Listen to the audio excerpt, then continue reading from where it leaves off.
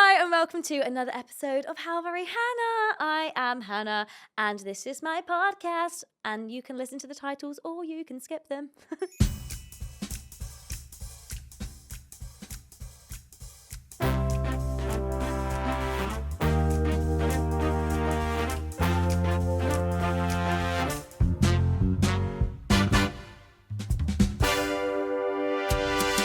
Once upon a time, there was a stagey girl with a big dream. She hoped, dreamed, and prayed to work at Tesco. Wait, someone's written this script wrong. Can we get a redo? Take 2. I dreamed a dream that one day I would hit the stage. And so it seems that dream has come true. Whoa, whoa. Oh my God, you guys, it's really happening. My life has been changed for the better, and I'm seizing the day and spinning into the spotlight. How very slay, it's giving queen. How very cringe, get out my scene. It's beginner's call, the stage is set for me. How very Hannah, how very Hannah, how very Hannah, that's the name for my podcast show and your front row. So how very Hannah, hit the lights. How very Hannah, that's too bright. How very Hannah, that's alright. How very Hannah, no key change. Okay, it's my podcast show. Let's go. Someone commented on a TikTok, not TikTok, on the comments of this the other week saying, no offense, Hannah, but I do skip them. I was like, fair enough. Fair enough. For me, it just depends on the day. It depends how I feel, if I want a little sing song or not. But we actually wrote that song in a studio, and I'm really proud of it, all right? We just went into the studio. We didn't have a single lyric or tune or anything written down. And Joe Truscott and Sophia Franklin and Hannah Lava and a bit of Lucy Stewart as well, we just wrote a song. And speaking of songwriters, today's guest is actor turned writer. Well, he does everything, actually. He's literally the multi-talented, loveliest human being. So let's get straight into it. Please welcome to the pod, Jordan Luke Gage. Hello. Hi. I'm fangirling. Thank you. I mean, Thank you for we've having worked me. together. We have. We Maybe did just once. we did the concert at Christmas. Yes, Christmas I think that was it. That might have been it, but I feel like Well, I've we've known you just for a been in the long same time circles. because you're very good friends with my very good friends Ross Harmon Yeah. and Freddie King. So I think I first met you. I think it was actually at the stage door. It of was Heather's stage door. Oh no, I'm embarrassed. Back in what was that? 2021. 2021. Yeah. That was like. And you had just exploded. Well, recently, right? Yeah. On I think social media. I bought everyone donuts. Yeah, you Because I was did. working at donut time. Delicious. And I bought everyone Yes, donuts. you Yeah. did. Yes, yeah. Thanks for remembering. Thank you for the I'm joking. donuts. No, I appreciate it. They were Was that delicious. Yeah, we met at Heather's stage door because you were JD. I was JD. And I think I'd seen it at the other Palace. Yeah. Obviously, original West End. Uh-huh. West End. And this was your like West End transfer. Well, not yours, but I think Heather's. we were one of the first shows to return after lockdown. Yeah. And so they did, the first few weeks was that weird kind of spaced out, there were like 7 people in a row, that kind of thing. How But on earth were they making money out of that? Lord knows. But I Like- guess they were making more money than they were when When everything was closed, right? So true. And I think like the rent for the theatres was probably subsidised during that period. Oh my gosh. But yeah, it was amazing. And then you went on to do the show. So I remember I did a whole TikTok vlog about coming to watch you guys. Did you really? Yeah, I'll find it. I need to watch that. I did a yeah. whole TikTok vlog being like, I loved it. And I filmed myself in the audience goes, beautiful, beautiful. Classic me. Everyone looked at me like, oh, for God's sake. But we were wearing masks and everything. It was Yeah, very it was that weird. But you could still hear the screams behind the masks. Thank God. Those It was all those me. Heather's fans. That's what you... One of my favourite bits that the Heather's fans do is when she goes, when I trained at Berkeley, when Miss Fleming says Berkeley, they all cheer. Yeah. And I think it started as like a really small thing. Yeah, what was the reason for that? I think like in America, It's like one person went to Berkeley as well and was like, woo! And like now it's become a thing that everyone just cheers at that point. So the Heather's fans, I think, just cheer not without knowing really why. What it is. It's like the first line she says as well, right? Yeah. Dear diary. Ding. Like that always Yeah, gets yeah, it. yeah. And then that gets a massive cheer. we had one night where me and Christina had put the wrong mics on. So I was accidentally wearing hers. I have no idea. I have no idea how that. I think the sound tech person came and put them in the wrong rooms, and so I had hers on. You don't even think to check, really. You wouldn't think to check. She had mine on. The lights came up, and everyone was waiting for Dear Diary, and all they heard was me in my dressing room go, nay, nay, nay, nay, nay, nay, and like doing my warm up, and it like projected right the way through the theatre. Everybody was laughing their heads off. They had to stop the show. Show stop immediately. Show stop. They came, changed our mics, we carried on. But it was quite hilarious.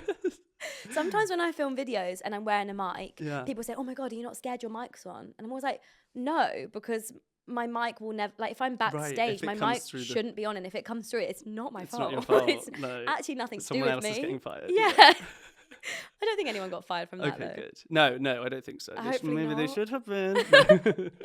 So funny that in Heathers, Veronica sings, "I'm not Bonnie, you're not Clyde," and then you did Bonnie and Clyde. Yeah, this was became it a your whole... next job after? It was so basically I did and Juliet Oh, yes, of course. before lockdown. Then lockdown happened. I did Heathers and then went back to and Juliet because we were in that kind of hiatus. Original Romeo in and Original, Juliet. Yeah, that was amazing. We can talk all about Oh that. yeah, we'll get to it. And then after I finished and Juliet, that's when I went into Bonnie and Clyde, and people were making those memes of the Yeah. I'm not Bonnie, you're not Clyde. Except you were. With the Clyde. announcement. It was really cool. Yeah, that was a cool moment. Yeah. So original Romeo, was that epic? Insane. It was crazy. The whole experience was mad because I don't know about you, but I'd never heard of Max Martin, so I had no idea who he was. And I was doing Bat Out of Hell at the time, and basically Max Martin and Luke Shepherd came and watched Bat Out of Hell just randomly. They were in London together, probably having meetings about and Juliet, and wanted to go and see something. And they came and saw the show, and the next day I got a call saying Max Martin and Luke Shepherd came and watched you last night. I was like, who's Max Martin? Yeah. Like he wrote "Hit Me Baby One More Time" and Yeah. all He's the Backstreet name Boys- behind so many massive songs. the most insane catalogue.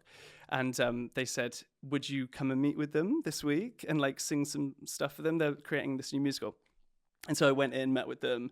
I think I sang like "I Can't Feel My Face" by The Weeknd, because that was one of the songs that Romeo ended up singing. And then it was like, it's such a quick process. They said, next week, can you come in and meet the whole team? I went and met with like 25 people who had flown all over from like all over the world. It was 25 people is crazy. Yeah, you've probably been in those panels, right? Do you Where know- you walk in and you're I like, don't think I've had more than like 8. okay, these ones are 20. Well, quite- when it's a new show that they're Yes. developing, like, I don't think I've ever done anything like that. So like, Yeah. that is a lot. It was a lot. It was quite daunting. I And remember cameras going- as well. And to I remember, send to the yeah. teams. And I like, you know, when you walk in for those finals and you never know whether to like hug them or shake their hand and so like I went and shook their hand, and then I'm like, God, I've started now. I have to do all 25 people. So I was literally like going along this panel, like, and like, who is this guy?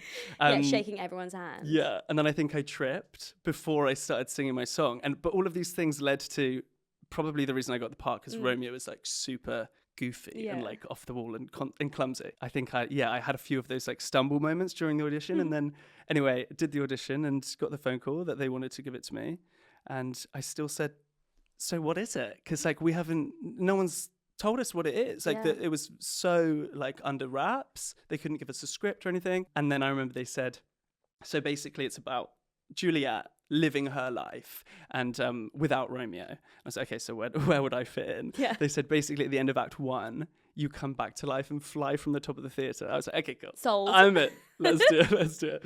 And then it went on to have the most insane. It's been on Broadway for what, 5 years now? know. It's It's been toured the UK a couple times, right? couple Maybe times, once. yeah. I do feel like when it's a new show like that, you are taking a bit of a gamble by, sometimes they can't even tell you the name of the project. They can't even tell you, who else is involved in it. And it's like saying yes to this, especially if it's a long contract, It can be be a risk. because Yeah, it's like totally. you don't know You don't know if if it's it's going to be flop. Exactly. or it's going to be a success. And Yeah. I guess it's all just a learning experience. It's a isn't learning it? experience. And because I was in Battle of Hell at the time, I Yeah. think I was really conscious of not going and doing another jukebox musical straight away, because I wanted to just show that I can do variety of things, you know?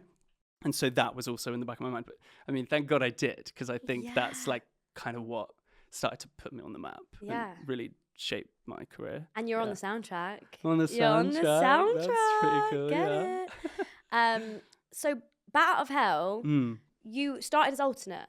Yes. Snaps! You did as well? Not in Bat Out of Hell, Oh, no, no, but I'm in alternate Six. now. Oh, yeah, no. Duh. And 6, I guess. So you started as alternate. I started as alternate. Yeah. So that's exciting. Yeah. So basically, I graduated from drama school, and I had like 4 years of a drought. Like I couldn't book work.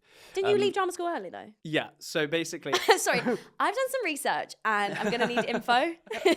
so yeah. Okay, I lied. I left slightly early to do a short show called Taboo, which was in this purpose-built theatre in Brixton. It was incredible. Boy George, amazing cast. And that was like 3 months. And then after that, I kind of thought, okay, great. I'm in the industry. My career's done. I'm going to be a star. And it was then I had like 4 years of not being able to book any work. I think I just wasn't ready yet. Yeah. Also, I'm not a dancer, so I was never going in for like the ensemble tracks because I would stick out like a sore thumb. So like the only roles I could be seen for were the principals, and I just didn't have the life experience. And so I was working front of house, working in bars, that kind of thing. And then Bat Out of Hell came up, the audition, and my voice has always kind of been that high, rocky tenor. And so I was like, okay, this is a bit of me. I knew it was for the alternate, and I just went in and I was like, I have to get this. So I remember like dressing as him. I had my hair like crazy. Black eyeliner. I had black eyeliner. I was in like leather.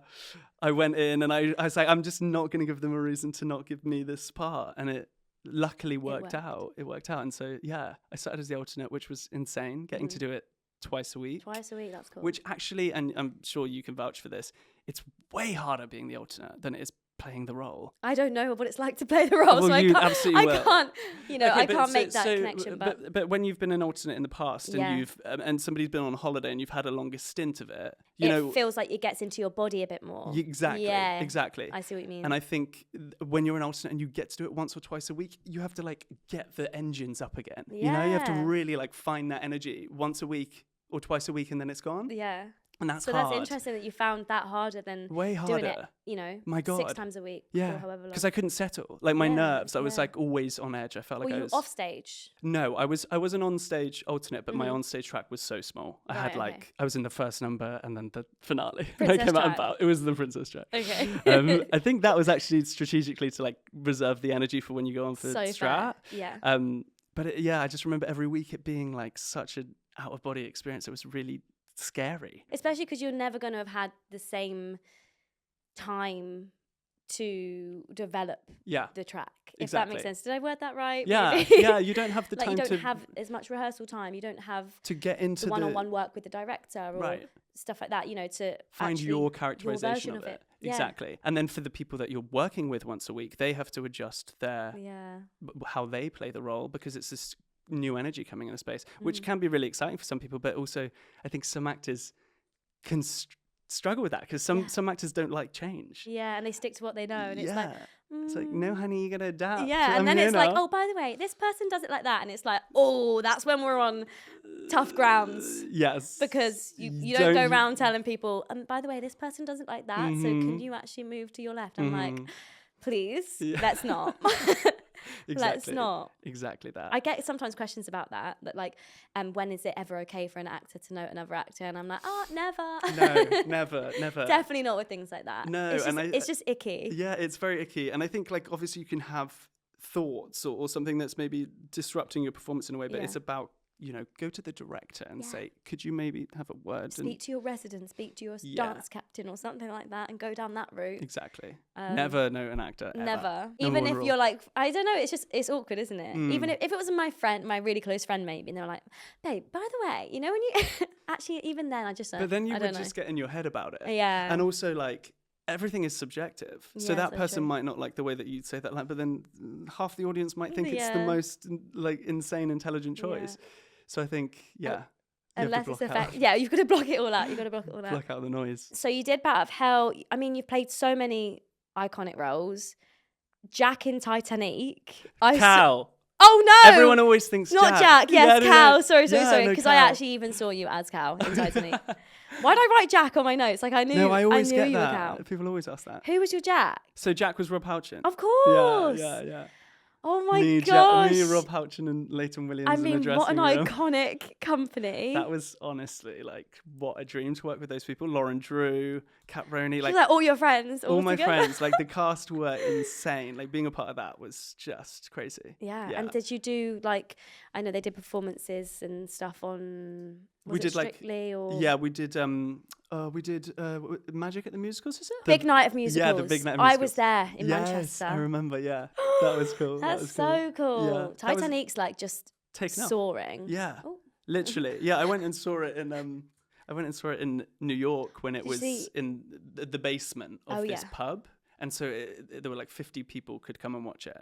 Oh and that's when I first saw it. And I remember thinking, oh my God, this is going to like take the world by storm. It's on Broadway now, That's you know? Like, crazy. Yeah. and I think it's projected to not be nominated for loads of Tonys. It's doing so well. It's this tiny little cabaret show that has just exploded. And then I guess that the original cast and people who were involved in that from the get-go, like they took a risk by being involved in something that was really small, you know, to start with. Exactly. Yeah, totally. know? Exactly that. And then it's sawn? Is that a Sword. word? Sword. It's sorned, okay, to be what it is now. Yeah. Which we're manifesting for Redcliffe. Oh, come on, guys. Let's make it happen. Did you like that transition Yeah, there? I loved it. Wow, that was seamless. Thank you. So, Jordan Luke Gage is not only a performer extraordinaire, you are also a writer. And you've written a musical. Yeah, it's been... Tell me about it. Well, I haven't slept in about 4 years. Oh my God. Yeah, I've been working on this for quite some time. I actually wrote the first song about 5 years ago for it, way. without knowing that it was going to be a part of this. But it was just one of the first songs I wrote that became a part of it. I've always been involved in songwriting. It was from a young age. I've always written music. I play the guitar, and I basically there was this stage where I was going to see a lot of theatre.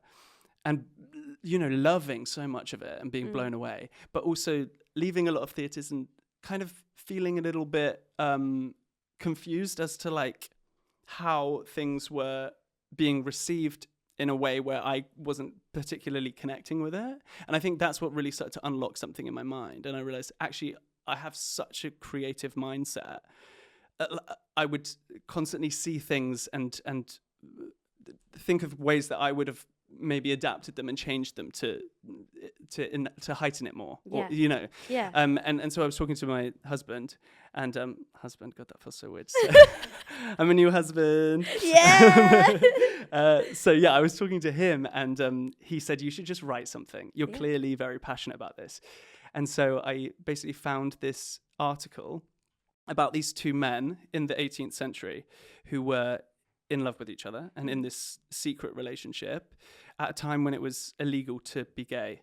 Right. And if you were gay, you could potentially be executed for it. It was like, which also very interestingly, a lot of people don't know that was even the law in this country.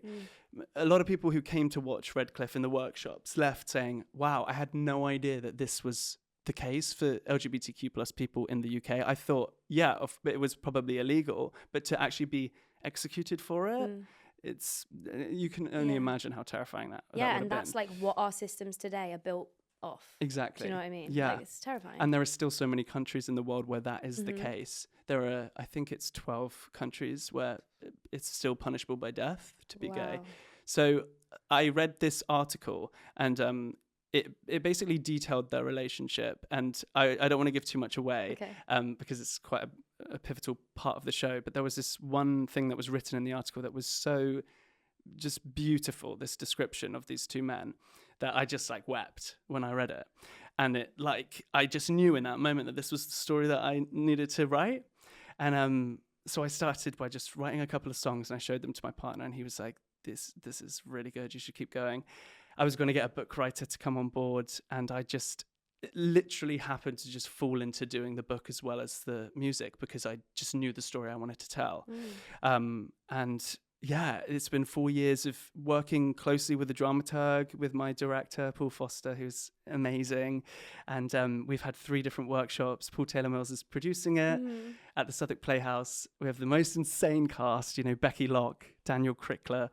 I feel very blessed to like be given this opportunity, but also I just believe so much in this show. Like it's been my obsession for the last 4 years.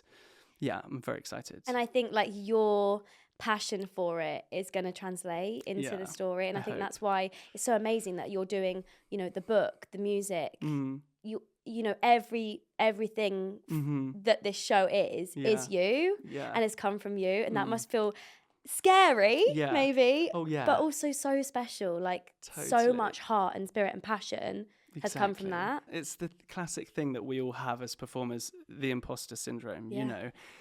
So often we can step on stage and think, God, am I the right person to do this? That person in the audience thinks I'm rubbish, you know, like, and it's that to the nth degree, I think, having written something as a performer, now kind of changing my trajectory and going into writing. It's almost like I can feel the energy of people, some people in the industry when they ask me about it, and not you, by the way, gosh, this is not a reflection on you, but I can sometimes see the cogs behind people's eyes going, okay, I bet this isn't going to be very good because you don't have the experience. And if anything, that just spurs me on even more because like I am just, like you said, I'm so passionate about telling this, and I do just believe so deeply in it. And I think the people around me also really believe in it. And I would like to think, yeah, exactly.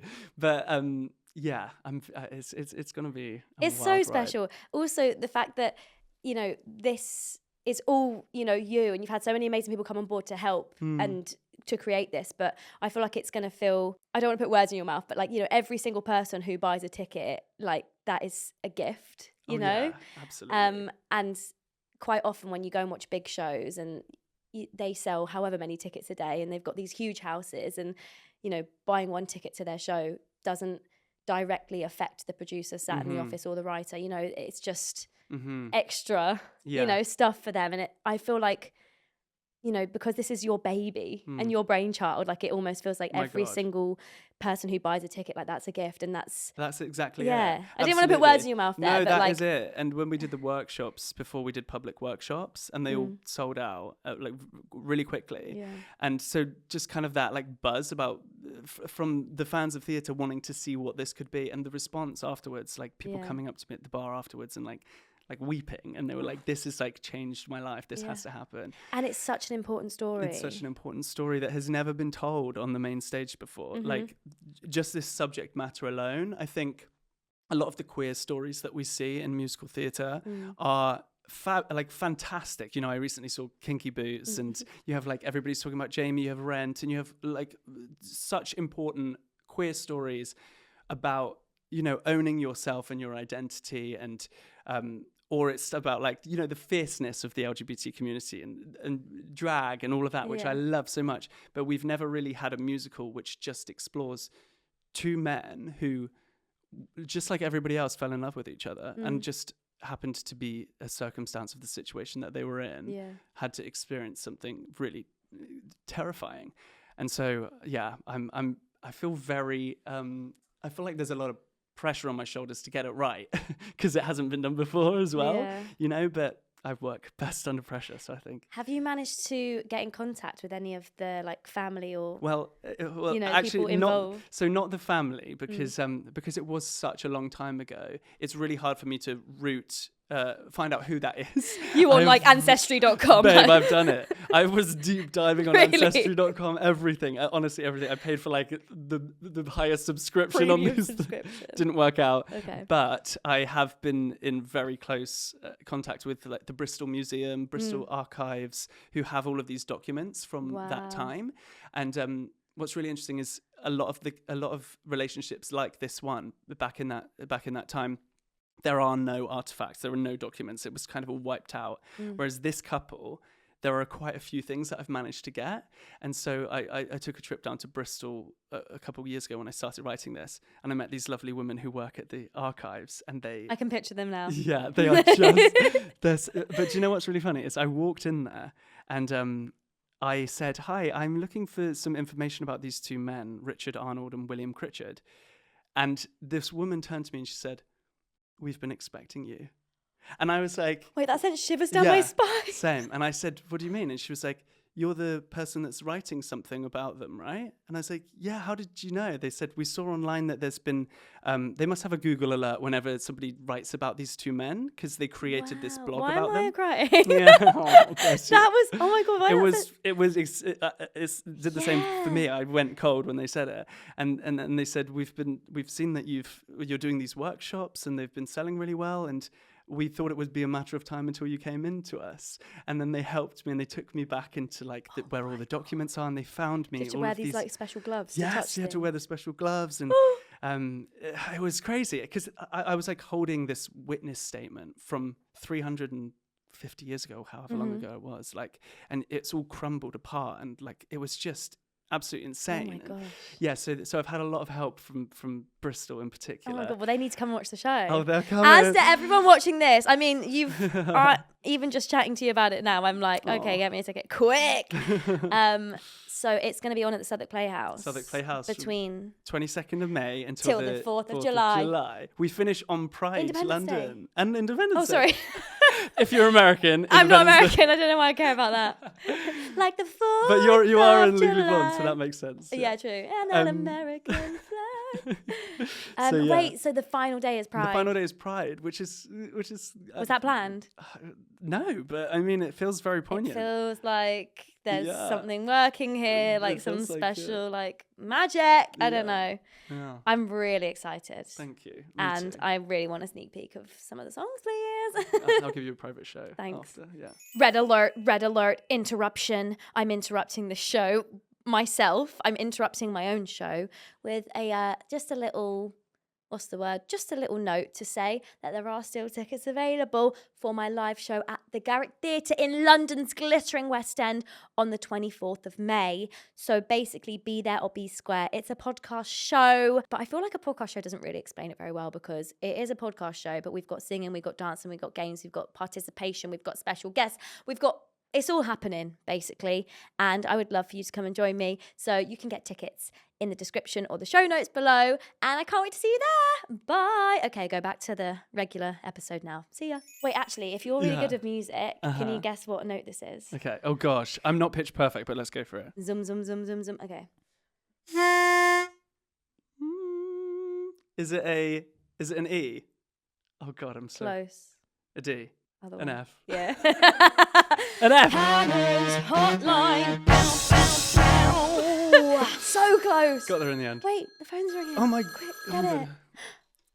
Hello? Hi guys, I'd love to know what's the one thing that drama school doesn't prepare you for? Oh, okay. Ooh. Okay, good question. We'll get back to you.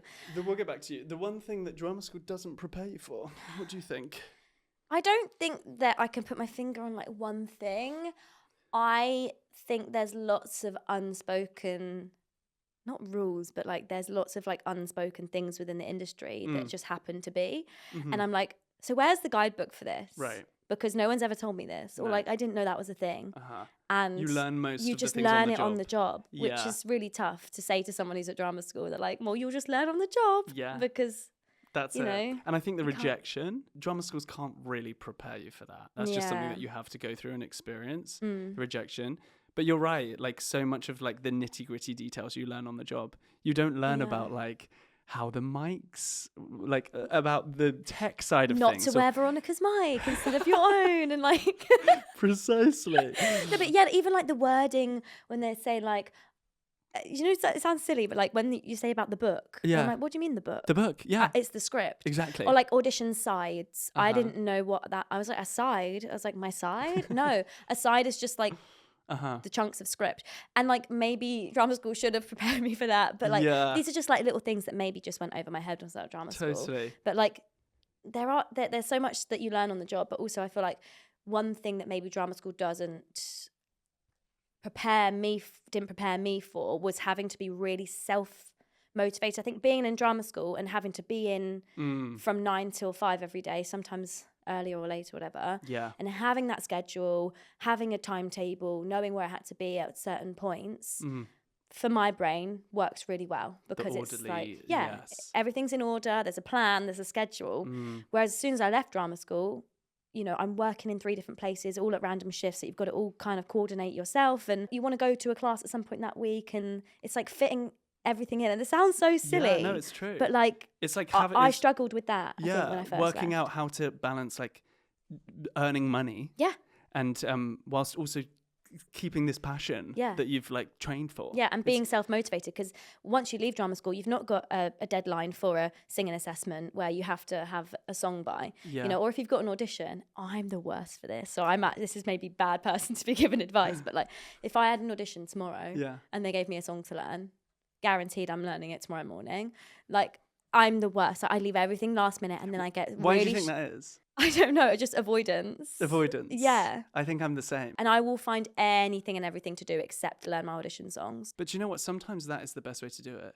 Like, sometimes my partner is an agent, and he always gives me this really good advice, which is, and listen, I'm not giving this advice to like the upcoming students, but he says, like, if you have an audition or a casting, the best thing to do is to either really prepare it to death and like know it in your bones inside out, or the opposite, and just kind of like approach it cold and just treat it with your like natural instincts. But if you kind of do a wishy-washy in between half learn it thing, it doesn't ever really work. Yeah. So it's true. like lean You one either way go or the other. hardcore. Either go hardcore. But quite often you don't have time to go hardcore when you get these auditions through. Like, yeah.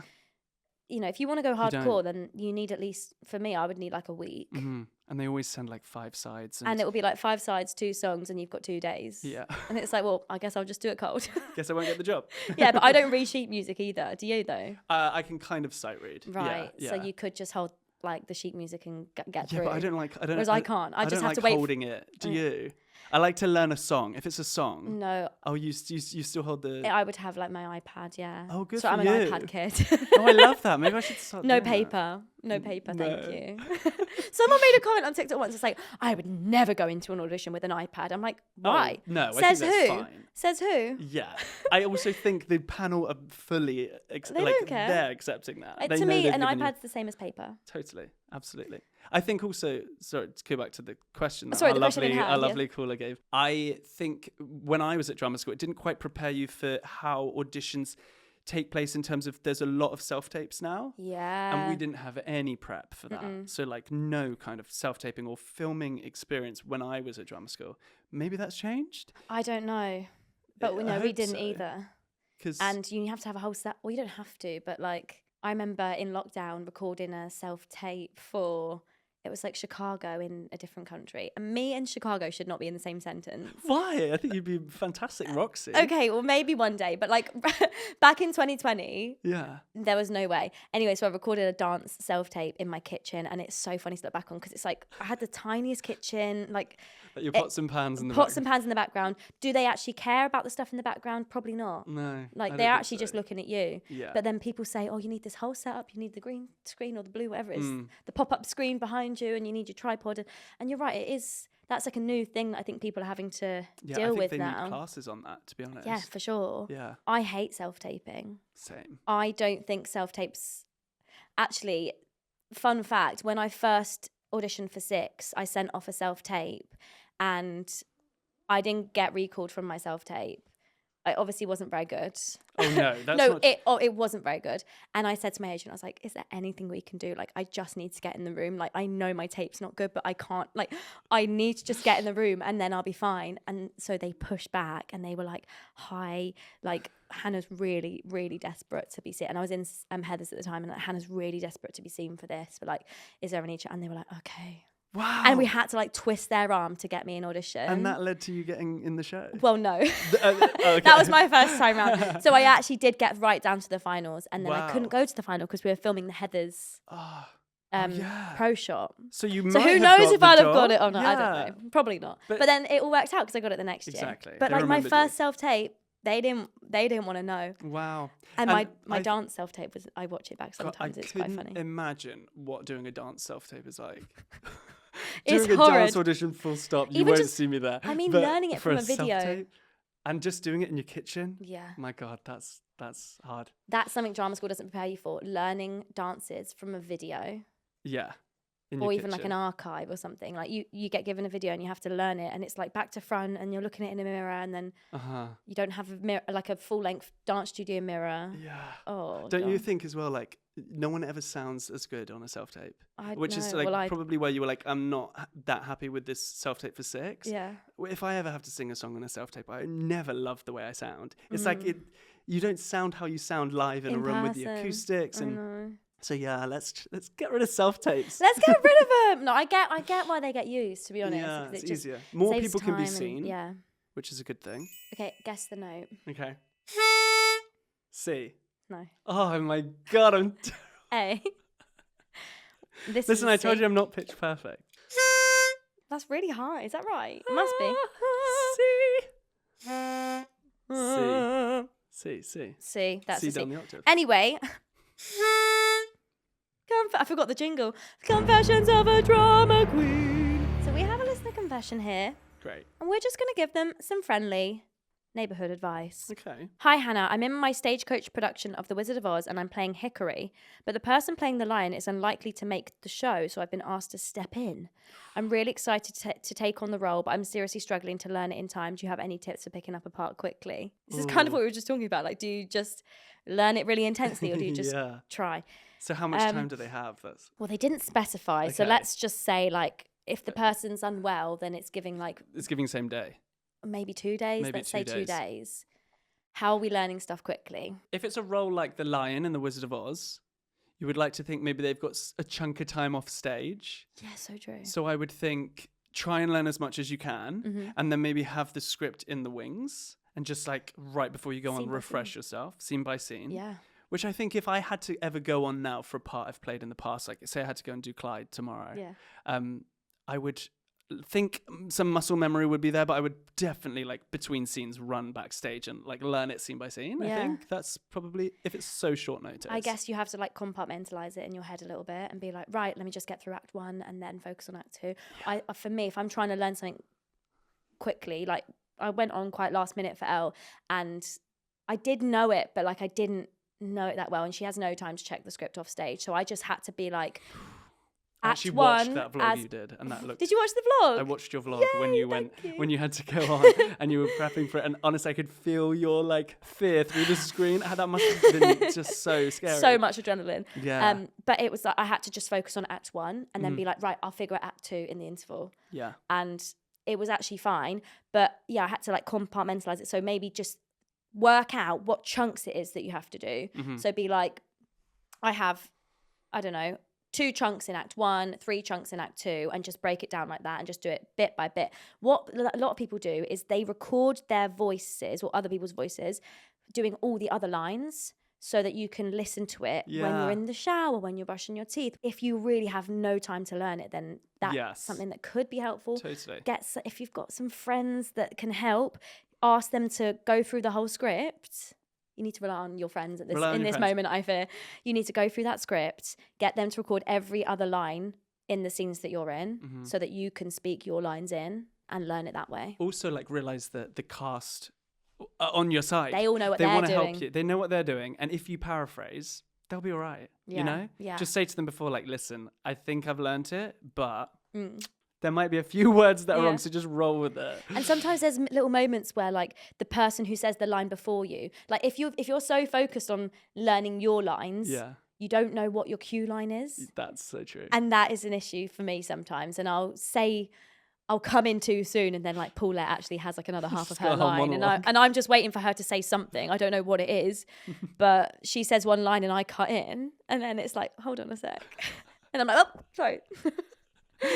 Yeah, exactly. So yeah, I think in this situation, you've just got to let it go, and also. Hopefully the audience will know that you've stepped in last minute, so they're not gonna. Hopefully they'll be they do forgiving. an announcement. I would hope, Yeah. right? I really wanted them to do an announcement before my first Elle show, but they didn't. They didn't. Yeah, because I think it was obviously unplanned. It was like a last minute thing, and I just felt like I needed the audience to like understand that this is Yeah. my first time doing it. Did you ask if they would? Yeah, but they didn't. Okay. I think it was like a last minute thing, and I didn't ask them to. I said, "Oh, were they doing an announcement?" And someone said, "Yeah, I think so." And then it didn't happen, and I was like, "Okay, Okay. okay," because actually, like theatre fans will know what's Yeah. going on because, you know, they've seen. But Mhm. a lot of people that come to the theatre are just coming to the theatre. Yeah. Like, they're not like mega fans that keep up to date with who's on and who's off and who's covering who. Like, they just go because they like the film Legally Blonde and they want to see it as a musical. So they don't have any idea that You've never done it before. I've never done it, or I'm not the person on the poster, or, you know. But truth be told, they probably watched it and had no idea that was your I first know, one. which I do think is quite crazy, isn't it? That like whoever they see in the show that day, that's their show to Yeah. them in their brain for the like, unless they come watch it again and again and again. Exactly. Like, their experience of the show is whatever they've just seen on They'll stage. think you play it every night. Maybe not. Well, they probably maybe not my do. first one, but Well, no, I heard the most amazing things about it. So Oh, I think thank Yeah, you. I definitely think so. going back to what you just said about like if you had to go back and do Clyde, Mm, if you could go back now and do like JD, yeah. would you? Yeah. Do you know, when people ask, like, what is the role that you would go back and do again? I've loved them all, and Clyde would definitely be up there. But for me, there was something about JD where he was such a like pivotal role in the show, had amazing songs, was such meaty dialogue, and just such an interesting character, but also you didn't exhaust yourself to the extent that Clyde does. Mm-hmm. So I think if I was to go and step back and do another short run of something, it would be New York, Heathers. Let's do Yeah. it. Paul Taylor Mills, Paul come Taylor on. Mills, come on. Both of us, hit us up, please. Yeah, it would be that part. I loved Oh playing my that God. part. And you were It was a fantastic at that thrill. part. My God. And he's like kind of a bit spooky, kooky, baddie. Very spooky, cookie baddie, which tends to be the character that Yeah. I've been playing lately. Which is funny because that's nothing like you as a person at all. It couldn't be further from who you But are. maybe it's easier to play someone who is really far removed from who So you are as a true. person, maybe? It's I so don't know. true. Yeah, I do tend to play those villainous kind of bad boys. I've never played a baddie. Well, I You played Heather Chandler. Heather Chandler Yeah. a little bit, but never to the point. I actually made a video on TikTok yesterday, that was saying how like our Professor Callahan always gets booed. Oh yeah, I saw And this. I don't think that's right because it's not a panto It's where not they're right. encouraged to boo. How does he feel about it? I don't think he particularly loves it. And I think, you know, I don't want to put words in his mouth, but I think it can be a little bit like you've just, you know, worked just as hard as everyone else and Yeah. to get booed. And It's a strange feeling. it is. And I get people were coming back and saying like, I see it as a compliment. Like if I'm playing a villain and I get booed, I think I've done a good job at playing the villain, which I get. I get it. But then like if JD's a villain, he doesn't get booed. He doesn't get booed. That's the thing. Like I do understand where people are coming from. They're saying it's Yeah. like it's coming from a place of love. It's us saying Yeah, like like, you were so convincing. You were so convincing. But you're right. With theatre, I think that's the actor that's coming out to take that bow. And Exactly. you should be applauding that performance. When we did Yeah. Anne Juliet, actually, quite near the beginning, I remember when me and Ollie Thompson, who played Shakespeare, when we would come out, there were a couple shows where we got booed because it's all about female empowerment and it's about, you know, Romeo's the bad boy and Juliet kind of like makes her path on her own. And again, Shakespeare kind of like, he's not the kindest to Anne Hathaway. And so I think like they kind of took that and they would boo us in the sense of like, yeah, females rock. Like, Yeah. you guys suck. And it was... They It was can't a feel weird nice. feeling. It's Yeah. just it's like hearing an auditorium boo you. Luckily, it never caught on. Yeah. But this poor guy, like getting booed every night. No, know. come on, they need to change that. I think they need to change that. But also, I made one video about it, and I'm Yeah. not trying to say that like I'm reinventing the wheel here. I made one video about it, and when I tell you the evening show on Saturday night, cheer, No. cheer, and not a Okay, boo. And we looked at each other, me and Anna, when I went like that, and he went, and I was like, yes, like. You know, You've changed the trajectory of it. I've changed the world. No, I'm kidding. I've changed the whole Oh, run. No, I hope that mean, stays, I really 'cause- hope that stays because all it takes is a couple of people who've seen that video Yeah. to be like, oh no, actually, yeah, you're right. We should cheer him. To cheer really loudly, and then everyone catches on. Yes. And also, it sounds like maybe the people that were booing are people that are regularly returning. And maybe Yeah, it's like the maybe. thing you were saying about with Heathers and the Berkeley, and that started to become Yeah. a line that people would cheer at. Maybe this is like Hope just it'll caught catch on. It will catch on. Yeah, it will. And then all cheer Professor Callahan, and then we can all be happy. Thank you so much for joining me. I've had a lovely little catch up. Feels just like a It's been catch up with a friend, dream. really, isn't Yeah, it? it's been you're so good at this. Thanks. You are. You really are. You're a great listener. Oh, good. Which is, I I'm think, happy the with that. number one thing that makes a good host or presenter is someone that doesn't just ask questions, but like really listens. Thank you. And you're very good at that. What? I thought you were putting your hand up and I was like, what? I'm trying to listen. No, I do. When I first started the pod, and I still do it a bit, I was really interrupty with people. And I think that was Probably just me. like a nerves thing. Yeah, and I didn't want to. I still do it occasionally. Then I go, oh, interrupting. No, I don't feel that. I feel very... I filter myself a bit better. But thank you so much for joining me. Thank you for having Make me. sure you go and get tickets for Redcliffe at the Southwark Playhouse. Is it the, which Southwark Playhouse? The Southwark Playhouse Borough. Borough, from the 22nd of May to the 4th of July. Oh, I keep doing that today. And make sure to like, comment, subscribe, and follow wherever you get your podcasts. And you can send your confessions or your hotlines to hello@halveryhannah.com. And I will see you next week. Yay. Bye. Bye.